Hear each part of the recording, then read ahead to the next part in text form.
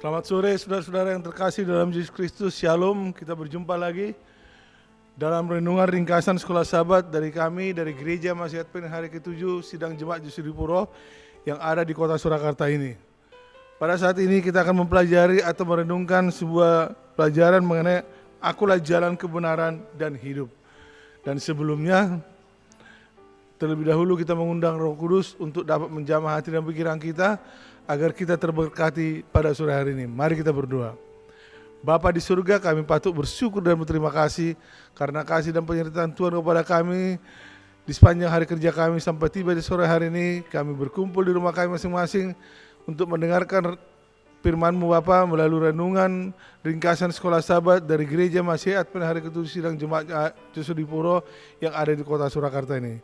Jamah hati dan pikiran kami Bapa agar kami lebih mengenal Bapa, Yesus Kristus dan Roh Kudus.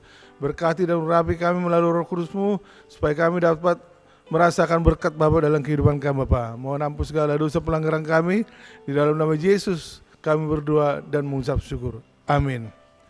Saudara-saudara yang terkasih dalam Yesus Kristus, judul di satu minggu ini adalah Jalan Kebenaran dan Hidup. Dan ayat apalanya di hari pertama dikatakan apa?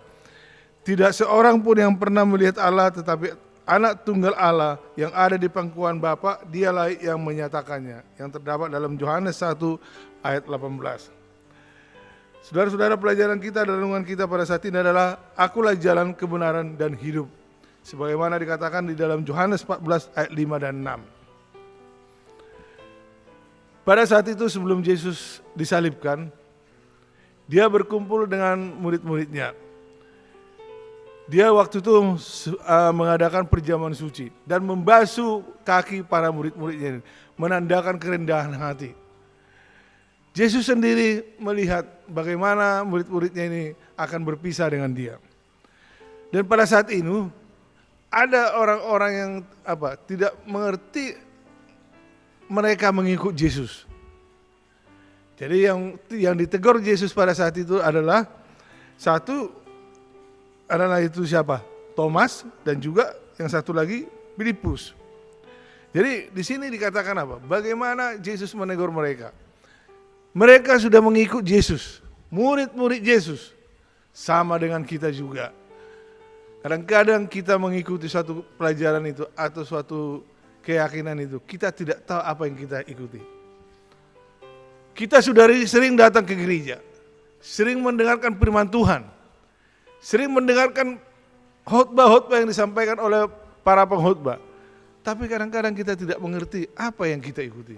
Kita tidak mengenal Yesus ini. Jadi pada saat ini saudara-saudara yang terkasih, kita akan mempelajari satu pelajaran Akulah jalan kebenaran dan hidup.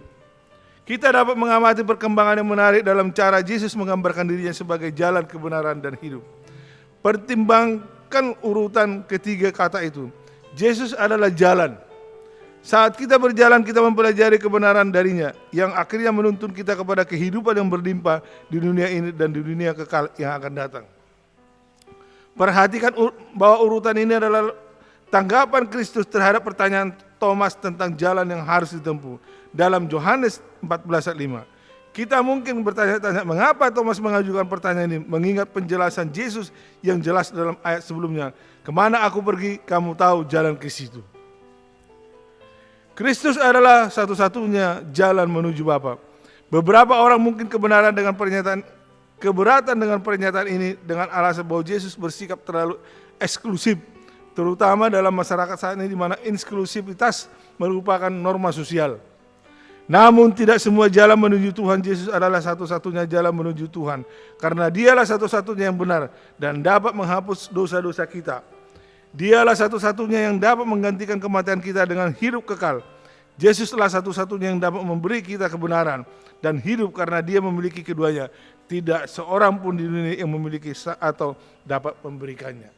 Saudara-saudara yang terkasih dalam Yesus Kristus, seperti yang kita lihat sebelumnya, Filipus meminta agar Yesus menyatakan Bapa kepada para murid. Tanggapan Yesus kepada Filipus menghubungkan mengenal dia dengan mengenal Bapanya.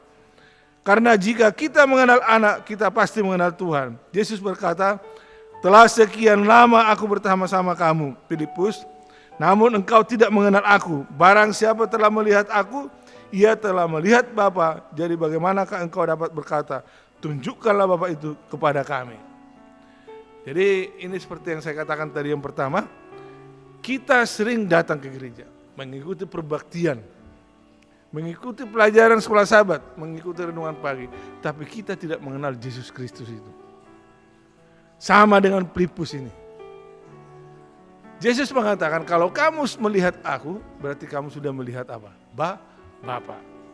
Jadi sungguh menghibur dan meyakinkan bahwa di dalam Yesus kita dapat mendekat kepada Bapa tanpa rasa takut atau gentar. Bapa akan memperlakukan kita dengan jelas, dengan belas kasihan dan belas kasih yang sama seperti yang Yesus tunjukkan kepada orang-orang di sekitarnya, termasuk orang-orang buangan dan orang-orang berdosa. Oleh karena itu, kita tidak punya alasan untuk menolak datang dengan berani di hadapan tahta Allah untuk menerima belas kasihan dan pengampunannya. Juga sebagaimana dinyatakan dalam Yohanes 14 ayat 6, Yesus bersaksi bahwa dirinya sendiri adalah kebenaran yang berinkarnasi dan dipersonifikasikan di tengah dunia yang telah berubah, yang penuh dengan korupsi dan tipu daya. Yesus tetaplah kebenaran, seluruh kebenaran, dan tidak ada yang lain selain kebenaran. Tidak ada perbedaan dalam dirinya atau dalam apa yang dia katakan. Bagaimanapun dia adalah sama baik kemarin maupun hari ini dan sampai selama-lamanya. Yang terdapat dalam Ibrani 13 ayat 8. Yesus akan segera kembali ke surga dan segera setelah itu Roh Kudus yang dijanjikan Yesus, Roh Allah akan datang sebagai roh kebenaran yang keluar dari Bapa. Ia akan bersaksi tentang aku. Selain itu Yesus selalu mengatakan kebenaran dan para muridnya yang bersaksi tentang fakta. Ini karena mereka bersama-samanya sejak semula. Yesus adalah terang kebenaran di sekitar kita. Ia menghilangkan kebenaran kepalsuan dan kebingungan dan memungkinkan kita untuk melihat segala sesuatu dalam perspektif yang benar. Sekarang saudara-saudara yang terkasih dalam Yesus Kristus, seperti pada saat Pentakosta, ketika roh kebenaran turun, ia akan memimpin kamu ke dalam seluruh kebenaran. Dalam masyarakat yang permisif dan pluralistik, kebenaran adalah target yang terus berubah. Karena tampaknya terus bergeser dan berkembang. Apa yang menjadi kebenaran hari ini belum tentu menjadi kebenaran besok. Namun, Yesus dalam satu kalimat menyingkirkan semua itu dan menyatakan, Akulah jalan dan kebenaran dan hidup.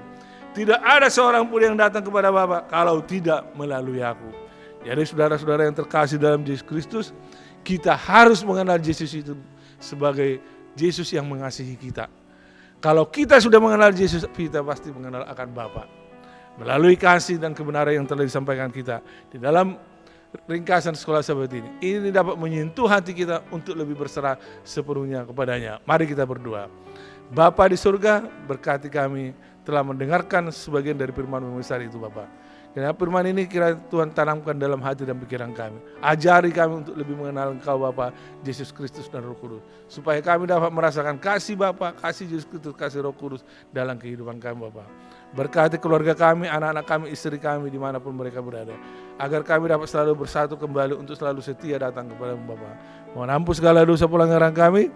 Di dalam nama Yesus kami berdoa dan mengucap syukur. Haleluya. Amin.